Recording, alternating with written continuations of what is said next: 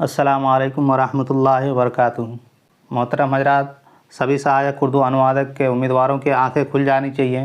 जैसा कि आप सभी लोगों ने कल का न्यूज़ सुना है कि बीपीएससी टियर 3 का जो वैकेंसी है, इसमें माफिया लोग बुरी तरह से हावी हो गए हैं। तो कहीं इसी तरह से हम लोगों के सहायक उर्दू अनुवादक की वैकेंसी पर भी तो हावी नहीं हो गए हैं, क्योंकि जब आयोग बोल रहा है कि हम लोग का रिज़ल्ट बिल्कुल तैयार है, तो आखिर वो रिज़ल्ट क्यों नहीं निकाल रहा है? कहीं अंदर तो कोई खेल नहीं चल रहा है, अंदर इस माफिया लोगों का सांठ-गांठ तो नहीं चल रहा है, और हम लोग यहाँ आंखें बंद करके सोए हुए हैं और कहीं हम लोग का सीट तो नहीं बेचा जा रहा है। तो इसीलिए अभी हम लोगों को जितना हम लोगों ने सोना है सो लिया है, लेकिन अभी हम लोगों को पूरी तरह से जाग जाने की ज़रूरत है, वरना आप इधर सोते रहेंगे और माफिया लोग आपके सीटों को बेचकर उधर किसी और को थमा देंगे। क्योंकि ये तो ज़ाहिर हो चुका है कि अब माफिया लोग हर वैकेंसी पर अपना कब्ज़ा जमाने की कोशिश कर रहे हैं। तो कहीं ऐसा तो नहीं है कि माफिया लोग हम लोग के कहीं ऐसा तो नहीं है कि माफिया लोग आयोग के साथ मिलकर हम लोग के वैकेंसी को भी मुतासिर करने की कोशिश कर रहे हैं, और जो डिज़र्विंग कैंडिडेट है उसके सीट को बेचकर किसी पैसे वाले को दिया जा रहा है। तो अब वक्त आ गया है हम सभी लोगों को पूरी तरह से जागने की, वरना आप यहाँ सोते रहेंगे और आपका सीट माफिया लोग बेचकर कहीं और किसी और कैंडिडेट को दे देंगे। तो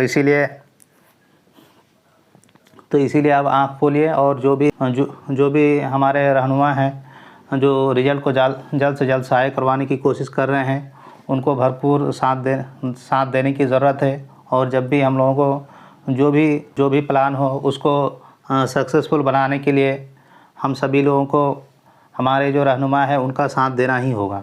और अगर नहीं देंगे, अब सोते रहेंगे, तो हो सकता है कि आपका सीट बेचकर किसी और को दे दिया जाएगा।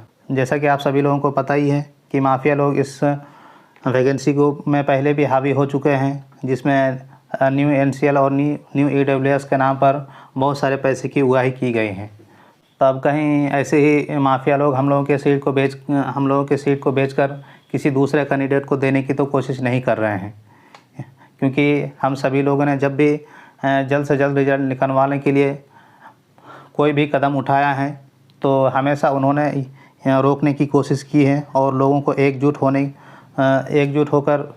होने से रोकने की कोशिश की है। तो अब हम सभी लोगों को ये सोचने की ज़रूरत है कि आखिर उनका मकसद क्या है। क्योंकि वो कोई भी काम करते हैं ऐसे माफिया लोग तो आपको नहीं बताते हैं, और जो हमारे लिए अरशद साहब हैं, रमज़ान साहब हैं, ये लोग जो भी काम करते हैं वो उसमें सारी पारदर्शिता होती है, उसमें कहीं कोई ऐसी बात नहीं होती है जो किसी को मालूम नहीं हो।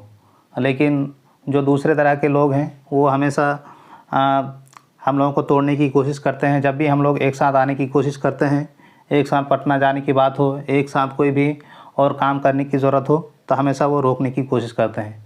तो कहीं वो आयोग के साथ मिलकर कोई इसी तरह का खेल तो नहीं कर रहे हैं। क्योंकि आपको पता है कि किसी की गुलाबी उर्दू से आप ये मत समझिए कि वो कितना ईमानदार है। ईमानदार चेहरे से कभी नहीं दिखती है, ईमानदारी सिर्फ़ और सिर्फ किरदार से दिखते हैं।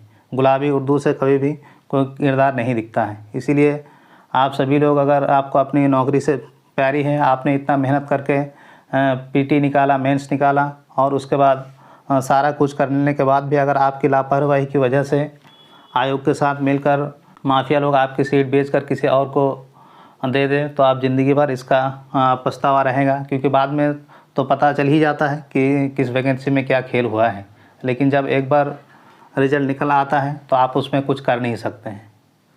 इसीलिए अब भी वक्त है, आप लोग जाग जाइए, वरना आयोग का इतना लापरवाही, जब हम लोग का रिज़ल्ट बिल्कुल क्लियर है तो वो क्यों नहीं निकाल रहा है।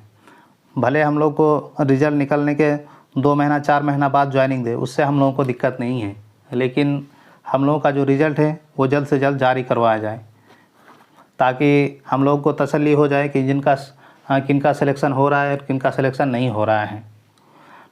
वरना अगर माफिया लोग हावी हो गए तो जो भी डिज़र्विंग कैंडिडेट हैं और जो भी मेहनत करके आए हैं उनका सिलेक्शन नहीं होगा और जो पैसे देंगे शायद हो सकता है कि सीट उनसे बेच लिया जाए।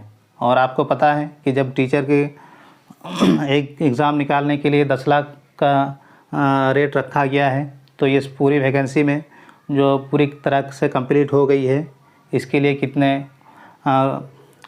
कितने की पैसे की उगाही होगी। तो मैं आप सभी हजरात से दरख्वास्त करूँगा कि आप लोग अब आंखें खुल जाइए और जल्द से जल्द रिज़ल्ट निकलवाने के लिए जो भी कदम हो, जो भी रहनुमा हजरात उठाएं, उस पर साथ दें ताकि हम लोग का रिज़ल्ट जल्द से जल्द जारी हो सके। चाहे हम लोग का ज्वाइनिंग 1 महीना बाद दे, 2 महीना बाद दे, वो मंजूर है, लेकिन हम लोग का रिज़ल्ट जल्द से जल्द जारी होनी ही चाहिए। आप लोग क्या सोचते हैं इसके बारे में, आप लोग कमेंट सेक्शन में ज़रूर लिखें। अस्सलामु अलैकुम व रहमतुल्लाहि व बरकातुहू।